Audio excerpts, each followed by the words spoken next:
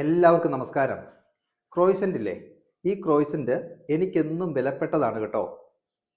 ബ്രെഡിനും പപ്സിനും ഇടയിലുള്ള ഒരു വേനോസറി ഐറ്റം ആണെന്നും ക്രോയ്സൻറ്റിനെ കുറിച്ച് വേണമെങ്കിൽ പറയാം. എനിക്ക് എങ്ങനെയാണ് ക്രോയ്സൻ്റ് ഇത്ര വിലപ്പെട്ടതാകുന്നതെന്ന് നിങ്ങൾക്കറിയണോ? ഷിപ്പിൽ എൻ്റെ കോപ്പറേറ്റീവ് ഷെഫ്മാരും മിക്ക പേസ്ട്രി ഷെഫ്മാരും ഫ്രഞ്ചുകാരായിരുന്നു. അവർ രാവിലെ ഡ്യൂട്ടിക്ക് കയറിയാൽ ആദ്യം കഴിക്കുന്നതും രുചിച്ചു നോക്കുന്നതും ക്രോയ്സൻ്റ് ആയിരിക്കും. രുചി മാത്രമല്ല അവർ നോക്കുന്നത്, അതിൻ്റെ പുറമേയും ഉള്ളിലുമുള്ള ടെക്സ്ചർ, അതിൻ്റെ കളർ, ബട്ടറിൻ്റെ മണം, ഇതൊക്കെ അവർക്ക് വളരെ പ്രധാനപ്പെട്ട കാര്യങ്ങളായിരുന്നു. അങ്ങനെ ഇരിക്കെ ഷിപ്പിൽ ഹെഡ് ബേക്കറിൻ്റെ ഒരു വേക്കൻസി വന്നു. അന്ന് ഒരു അസിസ്റ്റൻ്റ് ബേക്കർ മാത്രമായിരുന്ന എന്നോട്, അതിന് മുകളിലെ പൊസിഷനായ ബേക്കർ പോലുമല്ലാത്ത എന്നോട് അന്നത്തെ കോപ്പറേറ്റീവ് ഷെഫായ ഫ്രഞ്ചുകാരൻ ഷെഫ് ഹൊണോറെ ചോദിച്ചു, നിനക്ക് ഹെഡ് ബേക്കർ ആകണമെങ്കിൽ എൻ്റെ റെസിപ്പിയിൽ പെർഫെക്റ്റായി ക്രോയ്സൻ്റ് ചെയ്ത് കാണിക്കുമെന്ന്. പിന്നീടുള്ള ഉറക്കമില്ലാത്ത രാത്രികളിൽ അതിനുവേണ്ടി ശ്രമങ്ങളായി.